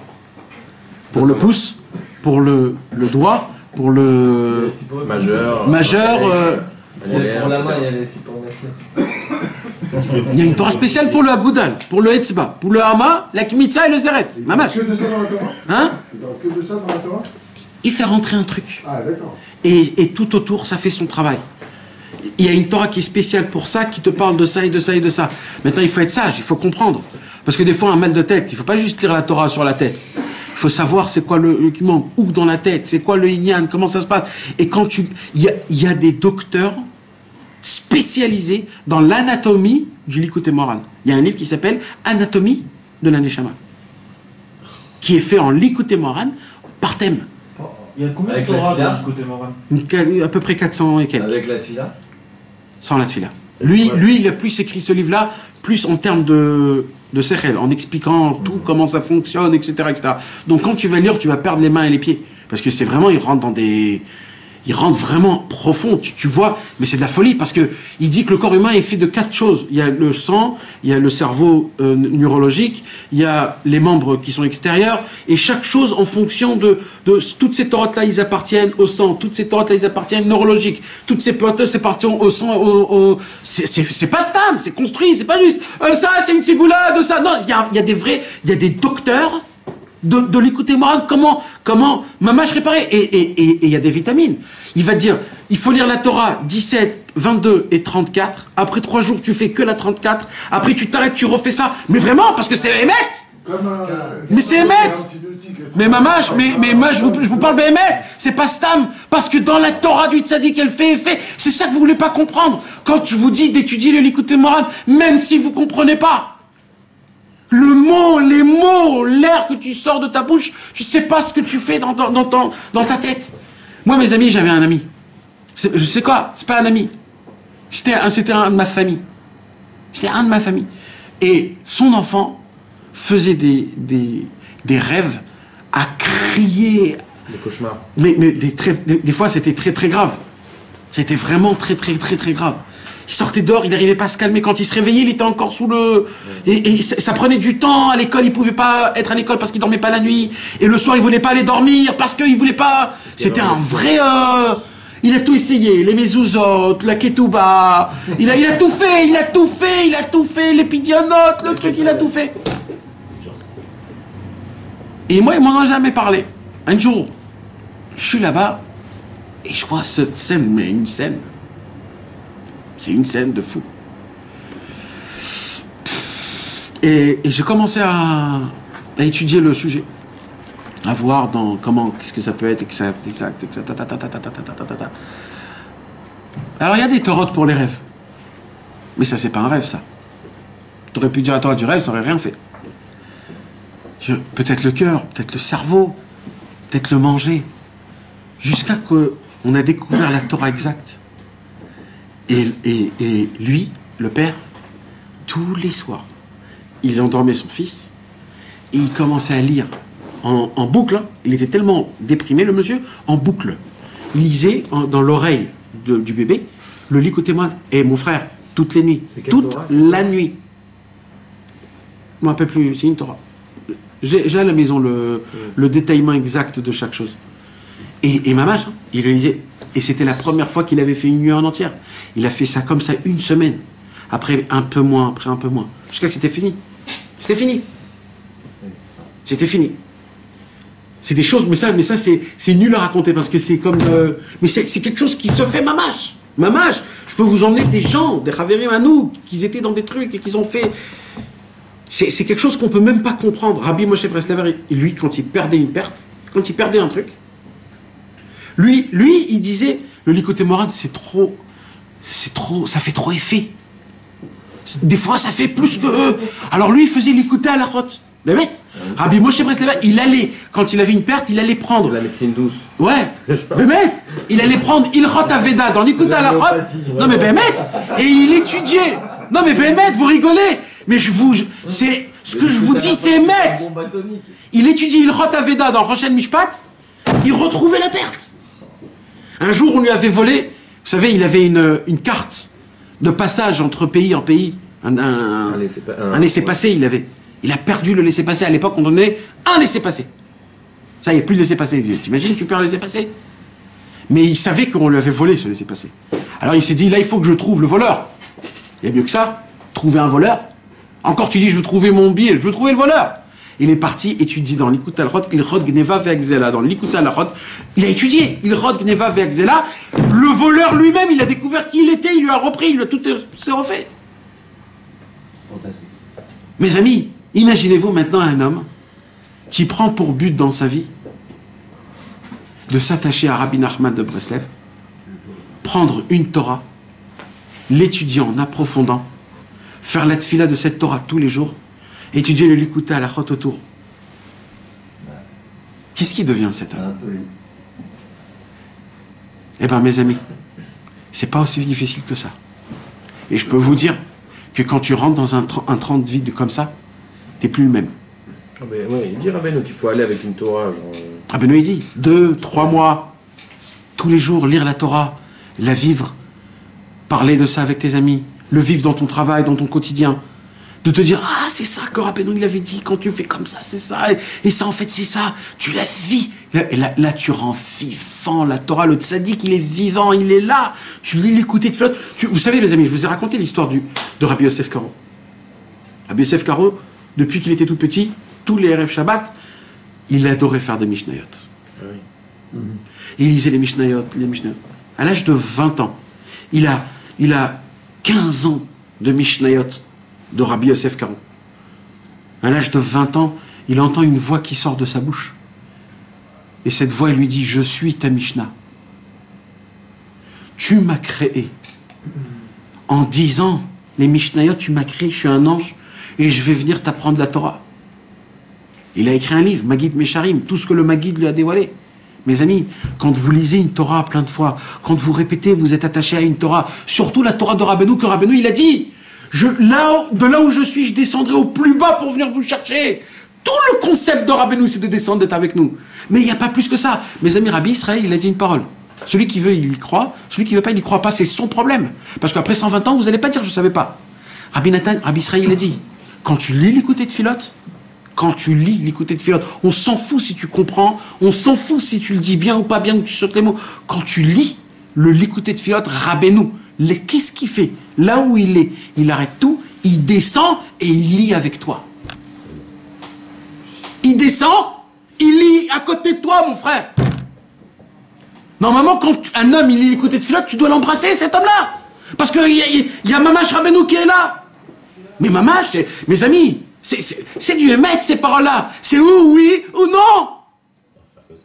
C'est ça, Rabbi Israël, il a dit on n'a pas le temps de manger, de dormir. On n'a pas le temps que l'écouter de Philote. Le Tsioun, il est blindé, que tout le monde fait des Philotes et tout.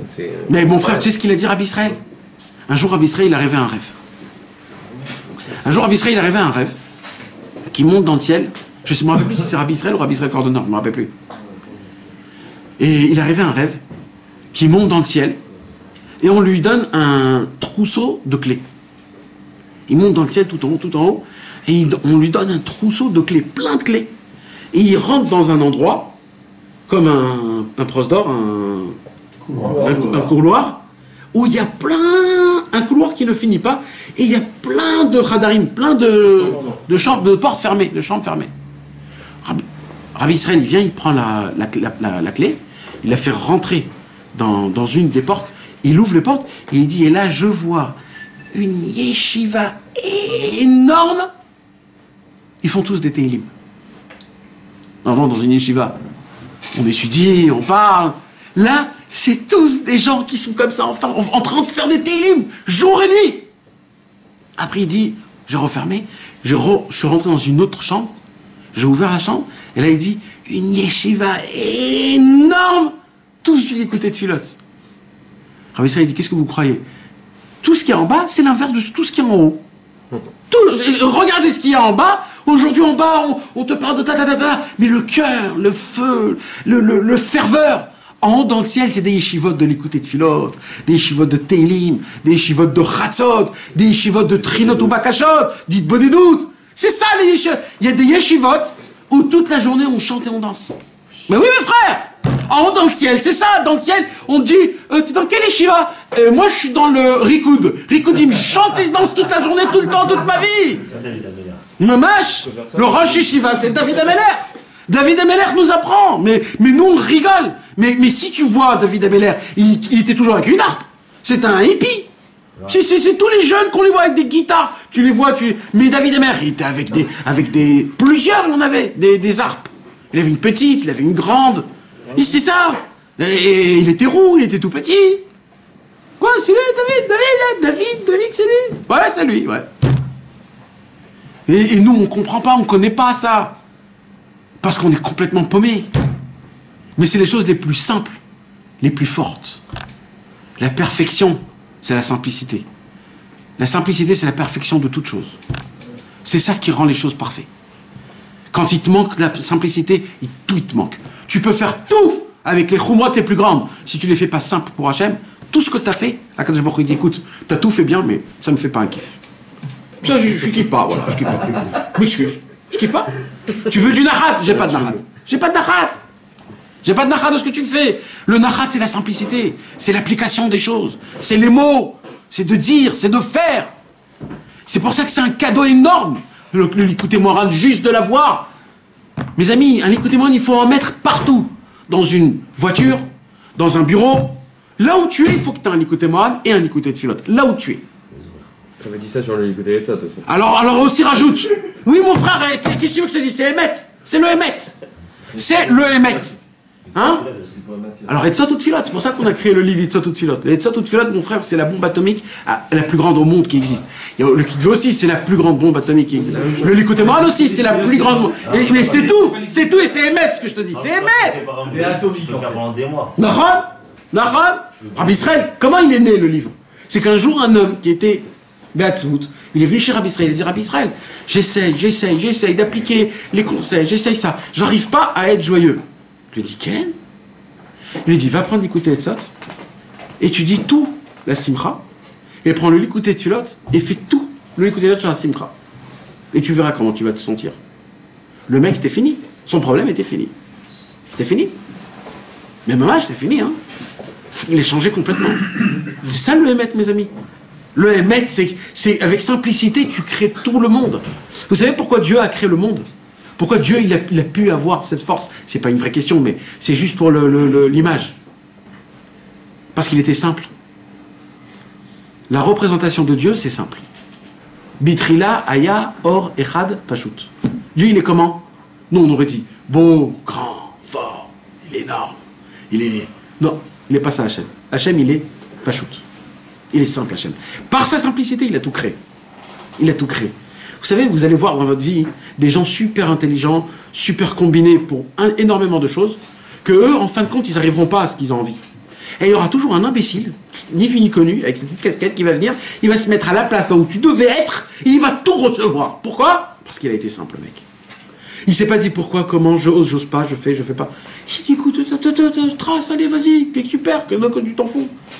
La simplicité, c'est tout. La Torah, c'est ça tout. Maintenant, on va lire la Sira 157. Non, mais pour ça, tu veux pas revenir à la semaine prochaine?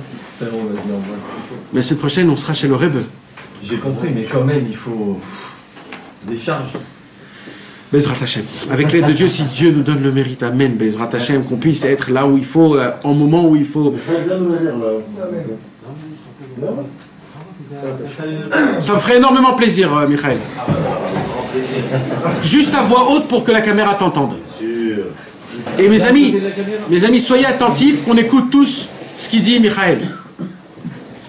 J'ai entendu dire en son nom qu'il avait déjà dans plusieurs leçons parlé de sa maladie. En effet, après son retour de Lemberg, il a évoqué presque dans chaque leçon le sujet des poumons. Car comme on le sait, il souffrait de la tuberculose, maladie des poumons, caractérisée par des fortes quintes de toux, que Dieu préserve. Et il ajouta que normalement, vu le nombre d'enseignements consacrés à ce sujet, il aurait déjà dû guérir, si ce n'était le manque de foi de ceux qui écoutaient ces enseignements. Ah, mes amis, vous imaginez ce qu'il y a écrit là? Il aurait pas pu se guérir. Ça veut dire qu'il y a un truc. Tu nous as toujours dit que seul il pouvait se guérir. Mais Vadaï! Si je voulais. Mais Vadaï! Autre chose là. Alors, Non mais tu t'imagines ce qu'il y a écrit là? C'est qu'il y a même des choses où même Rabbeinu n'arrive pas. C'est quoi? Quand vous ne me croyez pas, vous n'avez pas des mouna en moi. Eh ben pas assez. Mais avec tout ce qu'on sait de ses élèves. Parce que eux, ils étaient éblouis de l'enseignement même. Parce que de base, l'enseignement, c'est un ridouche énorme. Donc eux, ça a caché l'idée. Nous, ça fait 200 ans qu'on a déjà bien... Et d'un coup, on se dit, il y a un autre truc là. Donc Rabbeinu, il a dit, avec tout ce que je vous dévoile et je vous dis, normalement, je devais être depuis très longtemps en bonne santé. Je me suis créé En fait, Rabbeinu s'est créé son propre antibiotique. Il dit, mais pourquoi ça fonctionne pas? Parce qu'on le dit pas. C'est à cause de vous. Il dit, Rabbeinu, c'est à cause de vous. Ça, il leur a dit. Oui. Shamati Bishmo Shamar, j'ai entendu en son nom qu'il a dit. J'ai entendu en son nom. Il a dit, vous ne croyez pas en ce que je vous dis. En fait, Rabbeinu, il avait un seul problème. Un seul. C'est nous. C'est nous. Il y a une raison pour laquelle tout le monde se pose. C'est eux, hein. C'est eux, nous, on y était. Il a dit la différence entre moi et Mashiach, c'est que le Mashiach vous l'écouterez et que moi vous m'écoutez pas. Et cette parole, Cette parole-là. Ouais, fait peur. Mais cette parole. Mais mes amis, on parle pas stam. Rabbeinu, il parlait pas stam. Rabbeinu, il a dit la seule différence entre moi et le Mashiach, c'est que le Mashiach, on va l'écouter, moi, on m'écoute pas. Mais vadaï. Mais vadaï. Ça veut dire aussi qu'il va nous expliquer ses livres, tout va... Mais c'est ça le travail. Comment on va reconnaître le Mashiach? Rabbeinu, il a dit. Il va nous raconter le 7e mendiant. Il va donner des explications. Il va nous parler de Rabbeinu. Il va nous dire, oh, toi, t'as un Breslev, toi. Mais tu connais tout mieux que moi, toi. Comment t'as pas fait ces choses-là? Et là, mon frère, on va être... Mais quoi? C'est nous les plus au monde qu'on va être à la panime. Parce que la honte qu'on va avoir, on connaissait déjà tout. Le Mashiach dit, moi, je suis pas venu pour toi. Mais toi, tu connais les enseignements, mais va te rhabiller, toi. C'est aux autres qui connaissent pas qui va dire. Eux, ils connaissent pas, je vais leur parler de Rabbeinu, mais toi... Mais tu sais, j'ai rien à t'apprendre. Et tu vas faire l'imbécile, tu vas dire, mais quand même, un petit ça, quand même, dis. Mais non, y a pas. Le Emet, c'est les paroles du tzaddik mamaj, les Ruach Haïm, le vent de vitalité. C'est certain que quand un homme, il va chez un docteur et qu'il ne croit pas au docteur, tout ce que le docteur pourra lui faire, il va jamais être guéri. C'est psychologique. Il va dire, il m'a fait ça, pour ça, et comme ça, et comme ça. Même dans ça, là, l'écouter de Filat, l'écouter Moran, il faut pas que la ici à fond. Tout. Nachman, Meuman. Ça dépend de la Emouna. On est obligé d'avoir de la Emouna. Le Likutei Etzot, il commence par la Emouna. Le Etzot Isharot, il commence par la Emouna. Le Etzot Mevoharot, il commence par la Emouna. Tous les livres de Rabbeinu, c'est Emet ve Emouna. Ça commence que comme ça. Le but, le commencement de tout, c'est sincérité, foi.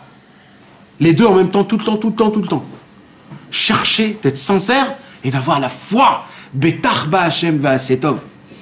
C'est quoi Betar ba Hashem va'asetov? Akadosh Baruch Hu, il dit à David Ameler, si tu vois que c'est difficile dans ta vie, ne te pose pas de questions, je t'en supplie, continue à faire du bien. Il lui a pas dit c'est parce que ça et c'est parce que ça. Il fait confiance. Non. Et confiance. Ça veut dire, je te dirai pas pourquoi il y a des problèmes.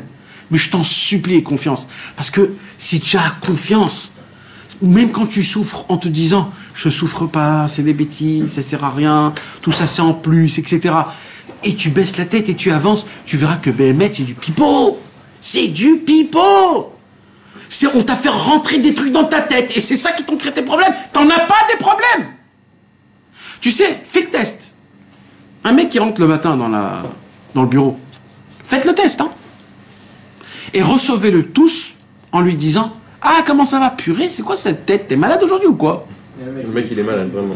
Dès qu'il arrive à son bureau, il est malade. Il est malade, ça y est, il est malade. Il est malade. Il va dire, je me sens pas bien. Maintenant, il est sorti de chez lui. Il est dans le sifflant. Mais ben, mec, mes amis, pourquoi? Parce que tu lui as fait faire croire. La croyance a créé la chose. Et inversement. C'est pour ça que Rabbeinu, il a dit, même faites exprès d'être joyeux. Parce que tu seras BML joyeux. Semblant, pardon. Faites semblant des choses. Parce que c'est comme ça que ça fonctionne, c'est pas autrement. Et nous, on veut pas le comprendre. On veut comprendre tous les problèmes, comment ça arrive, et qu'est-ce qu'il faut faire, et les combines de ça, et ça. Glort. Hachem, il dit, je suis fatigué. Ça fait 6000 ans qu'Akadosh Baruch Hu, il essaye de parler avec son peuple. 6000 ans, hein, les gars. Ça fait 6000 ans qu'Hachem, il essaye de nous parler. Hachem nous a punis. Hachem nous a éduqués. Hachem nous envoie des illusions, des allusions. Il a tout fait, Hachem. Hachem est arrivé à un mode, à un stade, où il dit, vous savez quoi? J'arrête tout. Je suis fatigué. Je veux qu'une seule chose. Juste revenez vers moi. C'est tout ce que je vous demande. C'est tout. Je veux plus, je vous fais plus rien. Je veux qu'une seule chose. Juste revenez vers moi. Et si vous souffrez, c'est pas moi. C'est pas moi c'est pas moi, c'est vous-même. Mais maintenant, je fais plus rien. Il dit à Hachem Yitbarach, je fais plus rien. Je fais qu'une seule chose. Tout mon travail, c'est un mec qui court après sa femme, que sa femme s'est barrée de la maison. Hachem nous drague chaque seconde de la journée. Reviens vers moi. Reviens vers moi, je t'en supplie. Reviens vers moi. Je vais tout faire, je vais tout te donner. Juste rapproche-toi de moi. Fais une belle prière pour moi. Tu vas voir ce que je vais te faire ressentir. C'est ça, Hachem Yitbarach. Depuis qu'on est, jusqu'à qu'on va mourir. On n'est plus dans une situation où, je crois que c'est une punition de Dieu, Dieu a voulu m'apprendre. Mais c'est fini, on est à la fin, ma chère, il va venir bientôt, il n'a plus le temps, on n'a plus le temps d'éduquer. Là, on parle d'un papa où son fils est parti de la maison. Alors au début, il le harcèle au téléphone, au WhatsApp, au Facebook, il harcèle. Après, il comprend que ça sert à rien, alors il lui dit je t'aime, t'es gentil, viens nous voir. Après, il voit que ça fonctionne pas. Il envoie ses copains. Et il y a un moment où le père, il dit écoute, je m'en fous de ce que tu fais, je m'en fous de ce que tu as fait. Je veux qu'une seule chose, c'est te voir. Viens manger à la maison la petite mourila de maman. Là, c'est plus la même. Il y a toujours le côté. Je vais arrêter. C'est la petite touche. Non mais vous comprenez, il y a un moment où le papa, il regarde plus maintenant le Inyan. Il veut juste lui. Je te veux toi, mon fils. Hachem, c'est ce qu'il nous demande. Il dit, je vous donne l'abondance. Parce que vous savez qu'on vit dans une abondance. Aujourd'hui, c'est l'abondance totale. L'homme le plus pauvre, à l'époque, c'était un homme riche. Un homme aujourd'hui qui est pauvre, il a une montre, il a un truc, il a un téléphone, il mange de la viande tous les jours, il est habillé bien comme il faut. Il a de l'eau chaude, il a des toilettes chez lui à la maison. Aujourd'hui, on vit dans une abondance. Akadosh Baruch Hu, il a dit, vous savez quoi? Je vous donne tout. Allez, prenez. Mais vous avez pas compris ça, mes amis? Comment c'est possible? Mieux qu'un roi à l'époque. Mais comment c'est possible qu'il y a à peine 50 ans, le monde a été développé? Parce qu'avant 50 ans, il y a 100 ans, mes amis, c'était très grave. Mais il y a 100 ans, pendant 5000 ans, c'était très grave. Comment ça se fait que pendant 5000 ans, c'était comme ça, et en 50 ans, tout a développé, tout a évolué? C'est parce que Hachem, il a dit, bah vous savez quoi? Vous comprenez pas? Pas de problème. Tout, on donne tout. Et il a dit, allez, vas-y, comment ça s'appelle quand tu vends tout la... Liquidation. Ouais, liquidation, brad, exact. Vas-y, allez, envoie tout. For sale, solde. Promo, c'est promo. Et là, Hachem, il te donne tout. Même dans la spiritualité. Aujourd'hui, les téphilines d'aujourd'hui. Moshe Rabbeinu, les téphilines qu'il avait, ils sont pas cachers comme les nôtres aujourd'hui. Avec les machines qu'on a de pression à 300 tonnes pour les faire en carré comme il faut, jamais Moshe Rabbeinu il avait des téphilines pareils. Lui, il le faisait à la main, Moshe Rabbeinu, les téphilines. C'était des petits carrés, pas spécialement carrés. Aujourd'hui, le carré qu'on fait, il est au millimètre avec des pressions de fou. Et ça, c'est un hidour, mes amis. Nous, les téphilines que nous on a, Moshe Rabbeinu n'avait pas les mêmes On a téphilines. besoin de ça parce que la Emouna, elle est zéro. Nahon et les Etrogim. À l'époque, il y avait un Etrog par ville. Aujourd'hui, il y a 15 Etrog par enfant. Même les mecs, ils les jettent, ils font des confitures. Oui, mais à l'époque, mais tu t'imagines, t'emmènes Rabbeinu dans cette époque, il va dire, mais vous savez pas de quoi vous parlez? Mais Mamash, c'est Mamash la Géoula. Mes livres, vous comprenez pas, mes amis, vous comprenez pas. Mais aujourd'hui, mes amis, ils impriment des livres que pendant des centaines d'années, ils n'existaient pas. Il n'existait pas. Rabbi Israël a reçu des livres à 70 ans. Mamash, Rabbi Israël, il a vu le livre Yememo Aranat que quand il avait 60 ans. Jamais Rabbi Israël avait vu, jamais il a été imprimé le Yememo Aranat. Tu t'imagines, vous, d'un coup, on découvre un livre de Rabbeinu nouveau? Mais Rabbi Israël a 60 ans, qu'est-ce qui lui est arrivé quand il a vu le Yememo Aranat? Il a arrêté de vivre. C'est fini, il est parti 2 ans de la maison, Bémet. Il a vu le Yememo Aranat, il est parti 2 ans de la maison. Il n'était pas là. Il n'était pas là. Sa vie a changé. Il a découvert Rabbi Nathan, un nouveau Rabbi Nathan. Ses histoires, le bateau, le truc. Ça donne une valeur aussi aux choses. Là maintenant il y a tout qui est déballé. Donc on a tous les livres, trucs, toutes les langues. À l'époque, Yememo Aranat, il a dû le kiffer grave. Celui qui n'avait pas l'écouté Moharan, il avait demandé à tous ses élèves de lui ramener. Exact. C'était pas qu'une seule histoire, ça. C'était plusieurs histoires. C'était plusieurs tzadikim. À l'époque, écoutez-moi, Ran, c'était pas du tout connu. Les tzadikim priaient, suppliaient. Un jour, le Divrei Chaim, il a dit, je donne 1000 pièces d'or, celui qui m'amène un écoutez-moi, Ran. Tiens, on fait ça pour un Wattend, tu sais le Wattend, $1 million avec la photo. Lui, il a fait un Wattend avec le Likutei Moharan. Celui qui m'amène le Likutei Moharan, je lui donne 1000 pièces d'or. Les gens, ils sont partis dans tout. Mais ma vache, les gens sont partis partout à chercher un Likutei Moharan. Mais nous, aujourd'hui, t'en as toutes les couleurs, de toutes les grandeurs. Et on les ouvre pas. Mais à l'époque, c'était quelque chose.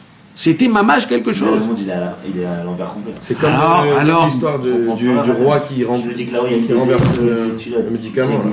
C'est-à-dire le petit-fils de Rabbi Israël lui a dit je suis allé à Yeshiva. Nahon. Combien d'heures d'écouter de filet? 3 heures. D'accord. Mais c'est ça ce que je suis en train de vous expliquer. C'est quoi? Qu'est-ce que tu disais? C'est comme le médicament qui te renverse. Une seule goutte qui rentre. Une seule goutte qui rentre, mes amis. Vous imaginez cette parole? Rabbeinu il dit, s'il rentre une seule goutte, ça y est, il est guéri. Le fils du roi était tombé malade. Le roi a demandé un homme qui peut donner une guérison à son fils. L'homme sage est venu, il a dit, j'ai une guérison, mais c'est un problème. Il dit quoi? Il dit, il faut que je prenne toutes les pierres précieuses que tu as dans ton royaume, avec ceux de ta couronne, je les broie, et on va faire des tonneaux d'eau. Maintenant, il faudra tout renverser. Pas parce qu'on a tout besoin, parce que tout va partir à l'eau, tout va être jeté à la poubelle. Mais il suffit qu'une goutte rentre dans sa bouche, c'est fini. Parce qu'il ne pouvait pas prendre. Il ne pouvait pas avaler. Tout ce que Rabbeinu a dévoilé, malheureusement, c'est en plus, on n'a pas besoin de tout ça. Rabbeinu, il a dit, avec une Torah du Likutei Moharan, vous devenez un tzaddik gamour. Laquelle? Toutes. Choisissez ce que vous voulez. Ça veut dire en fait, mais tu t'imagines le choix qu'il nous a donné? Toujours on nous donne un chemin. Toujours. Là, il t'a dit, je t'ai donné 400 chemins, un monde. Choisis ce que tu as envie de faire. Mais il suffit d'une goutte. Ça veut dire jusqu'à maintenant, il n'y en a pas encore une goutte qui est rentrée en nous. Comment on fait des gouttes? Comment on fait rentrer? Pour ça, il faut renverser des tonneaux. Plein de l'écouter de Philote, plein d'écouter Moharan. Il faut lire, dire.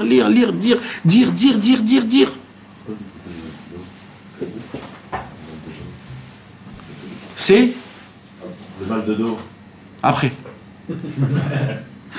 Non mais mes amis, Bémet. Et c'est là qu'on comprend que tout dépend de la Emouna. Tout dépend de la Emouna. Alors c'est quoi la première Torah qu'on doit faire? Qui a Odakasha, c'est parce que... Exact. Parce qu'il manque de Emouna. Donc le premier travail qu'on doit faire, ça doit commencer la Emouna. Emouna, c'est déjà de voyager à Ouman. Le voyage à Ouman, c'est une ségoula pour la Emouna. Bémet, hein mes amis. C'est quelle Torah pour la Emouna dans les Likutei Moharan? Après, on verra Bezrat Hashem. Non mais Bémet, c'est... Il y a des heures écrites là-bas. Et il y a un numéro à prendre aussi. Mais c'est pas... Non, c'est pas des numéros, c'est des années, parce que c'est par année. Et qui sont mes amis, si Bezrat Hashem ce soir on se renforce dans la Emouna, Bémet, la Emouna, c'est que tout est possible. Comme t'es, tout est possible. Juste donne ton cœur à Hashem, c'est tout.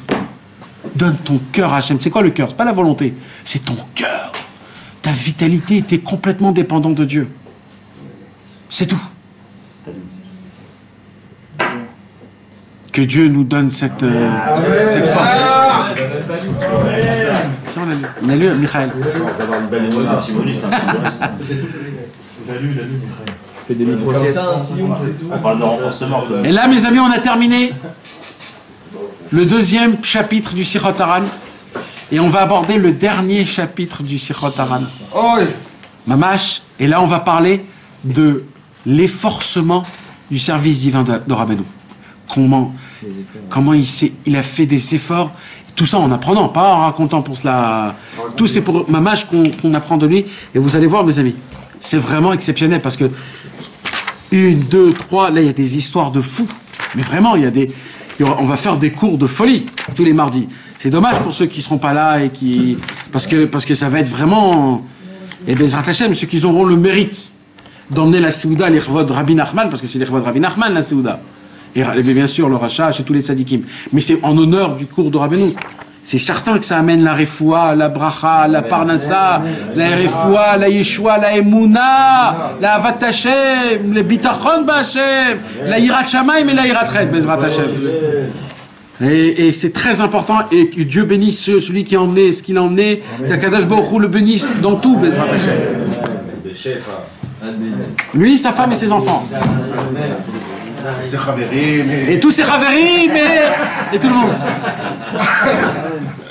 Bon, mais maintenant tu peux commencer à envoyer. La caméra et on peut envoyer. Je commence pas là maintenant.